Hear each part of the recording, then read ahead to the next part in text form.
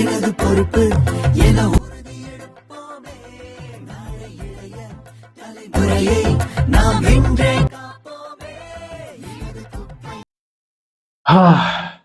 Road பக்கத்துல வீட்டை வச்சுக்கிட்டு ரோட்ல போற வண்டி சத்தம், நாய் கத்துற சத்தம், பேப்பர் போடுறோம், எல்லா சத்தமும் கேக்குது.